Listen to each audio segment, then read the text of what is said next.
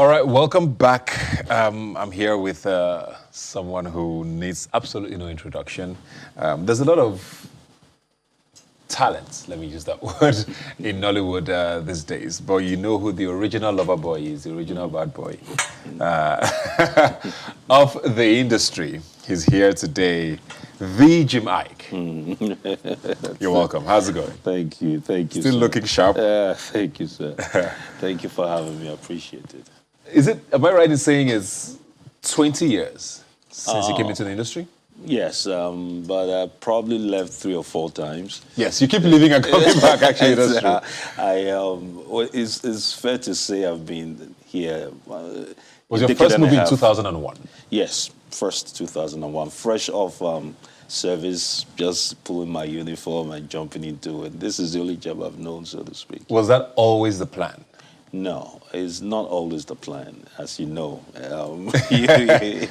of Igbo extract, as you know. Your life is ordered from inception to the day you make the grave, literally.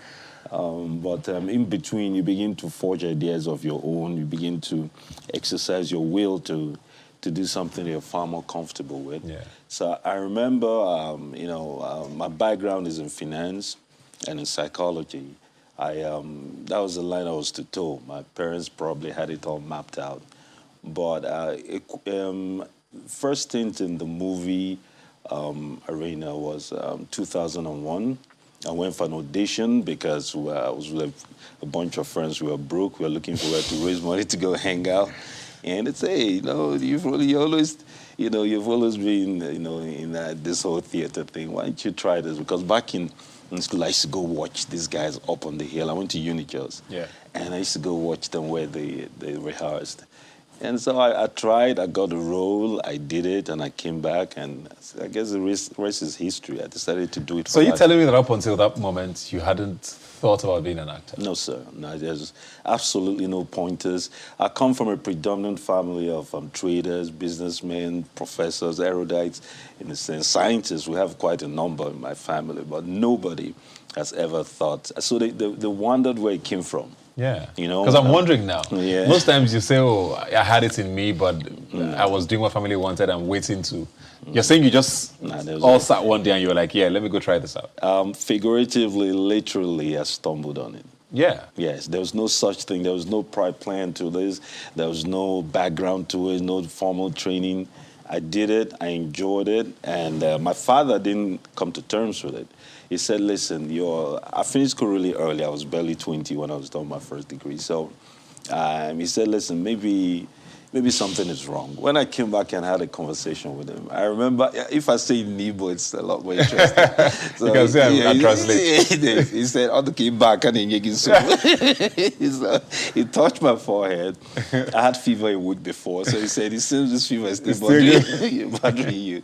But, I stuck to my gun and kept saying this is what I wanted to do. The quarrel became very physical back home. And he gave me an option 1 month later, go on to do your master's or get out of my house. So I left. So how do you fall in love with something you stumble on enough to say, you know what, daddy, bye-bye? Again, it was a question of that, awakening. It's something that you innately believe in. I just didn't understand what I was doing. It was an act of rebellion, really. I just figured that it wasn't being fair at that time. I'd been a great student, an excellent student, always done what was required of me, carried out my duty expeditiously. And then all of a sudden, I just wanted to go and do something that I wanted to do. And the man didn't see eye to eye with it. So it started as an act of rebellion. Like, you know what? I'm going to see this one through. Everything I've done in my life before now has been your plan. It's been totally, do I say I was following completely a script that was devised by you?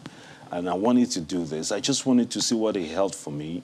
And that act of rebellion, I think, is what forged my will to say that I would see this one through, because I was so comfortable doing this. I felt so at ease doing this that I knew that there's something in the future for me in this one. So was the fame the attraction? At that point, To a degree, yes. Yes, because I mean, the money wasn't that good. No, no, no. So it couldn't have been money. No, it couldn't have been. My plan was different. My strategy was always different. I remember my final year, the second term, Nollywood guys came over. I'm third generation, the second generation. That's Ramsey, and Mickey Yes. K, and the likes of them. What's the name of the tall chap with the he has a Oh, I know who you're I talking know, about. okay, yeah. We'll come to them. So they came to our school. Everybody in that time lost their girlfriend. I don't care who Just you are. when they showed up. Even Mr. Yidi just lost his girlfriend. Everybody. And that was your motivation. That was, you have, something has to feed your excitement. Something You're has like, to I want to be conviction. this. And I was, because I look at these guys like, yo, some of these guys are not that hot. How come? I tried to pass some of them. You know, I had a friend of mine that was mixed race that was gorgeous with man at that time. And you know, he's the fine boy we project when we want to mix it. Dude lost his girlfriend too. And I don't want to mention who he lost his girlfriend to. And there was no comparison. Was it to also the biracial guy on the other side? Yeah. There was no comparison physically logically as to why this guy should lose his girlfriend, because, you know, then that was it. I said it's something, you know, something intrigued me. Something has to capture your interest at first before you find a higher reason, a higher purpose in it. And I think for me that superficial, you know, perspective of it was what held my interest at that moment.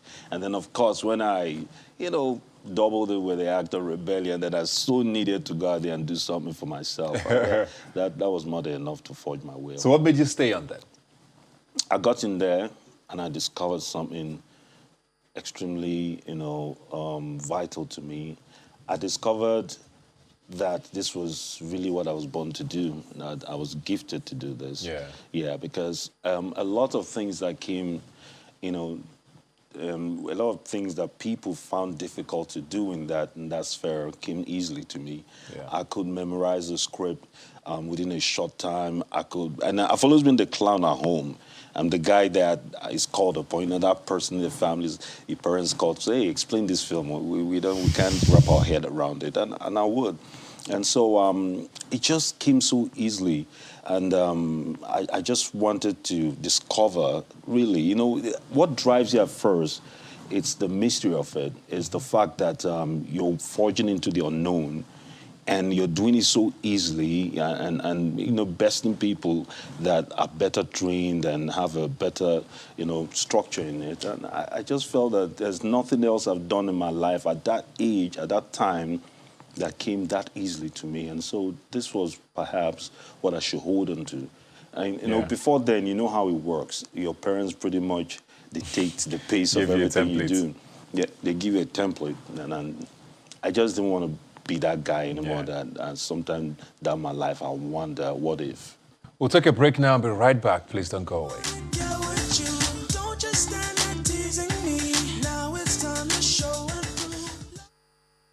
You mentioned there being the family clown or whatever, and it's very interesting to a lot of people, I'm sure, watching, knowing the persona you sort of took on in your many years of acting in Nollywood. And it's very hard for a lot of people to sort of separate that now from who you are, especially your online persona. You know, there's always this "don't come for Jamaica" because he has the greatest clapbacks or comebacks on social media. So it's almost like the bad boy we saw on TV or in movies is still this guy in real life, you know, who does not take anything. Let's start with the persona in movies. At what point did you realize, okay, it looks like I'm getting typecast? Was it ever a problem?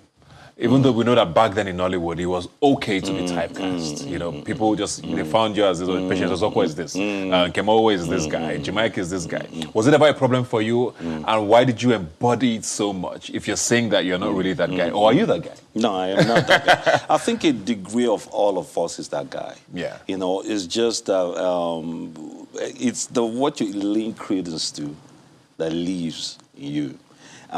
In this aspect, a script was written out for me. I was just acting it out.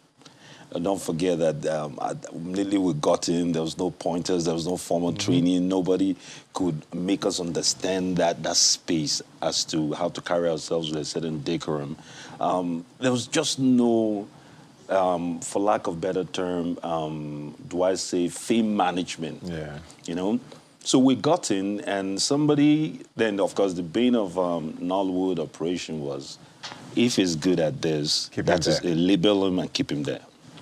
So when he came, my management then, I remember I recruited these two guys, God bless your soul, you know, and they told me, my brother, this thing is selling. Just stay there. This is selling. No, because I didn't want to hang out. You know, the home I came from, I was pretty much a loner. I liked to be by myself. I loved books. I loved my TV. I hated football. I wasn't a very athletic guy. Apart from martial art, that was the only thing I was really interested in. I got to martial art really early in life. You know, I started with karate and then, of course, taekwondo. So I just didn't understand how to manage all of this. And they told me, listen, you see these first two films you made that's out there, that's you from now on. You have to embody this. You have to leave this guy. You know, he's selling, you know. And so how can you begin to refute that? How can you begin to question these guys that obviously, you know, purported themselves at that point as pundits, as experts of the industry? Did you like it, though? I hated it. Oh, really? I hated hanging out. I hated the crowd. I hated people telling me what to do. You know, I just didn't know how to. I think that was the thing that obviously brought the bad energy. I hated intrusion. I hated the fact that all of a sudden my life is being, design is setting when the trajectory being set for me, and I had no say in it. I would wake up in the morning and I'm told my schedule from beginning to the end. And these guys, I forgot that these guys had ulterior motives. Everybody was earning off this platform. So it was good for them. Yes, nobody cared about my personal take on the matter, my personal perspective. And I blame myself too because I knew better. I had a presence of mind. I always exercised it in every realm I was involved in. But this, for some reason, I was voiceless. Do you still feel that way today? Because you have to look back. I mean, your clips are like pop culture, like the virality, if that's the word of them. You know, one day it's a Jemai clip and it's all over TikTok and young people are discovering who this guy is internationally. You have some of these legendary one-liners that people can't get over. Do you still look back and feel the same way, like, maybe I shouldn't have gone on for this long, doing this? You know, regret is not a big part of my life because I don't do regrets very well. I'm a man that understands who I am implicitly. I understand my purpose in life. I understand that this is part of the journey, you know. I've risen from strata to strata. People may not have followed it as avidly as they followed my career earlier. But I came to a point where I said, the entirety of what happened in my life, both for good and bad, is what made who I am today, currently. So I don't do regrets. I actually look at it with a good degree of humor. You know, I get which we all do actually. Yeah, you can either take it on and to become a yoke, and I just felt again that it just takes so much energy explaining who you really are. You know, just leave it at that. People that are interested in you enough to find out who you are will cross the boundaries and see you for who you are. And then the court of public opinion will have their day as well. And if you're invested in that space, you will lose who you are. I know you say you explaining who you are, it's long. Yes.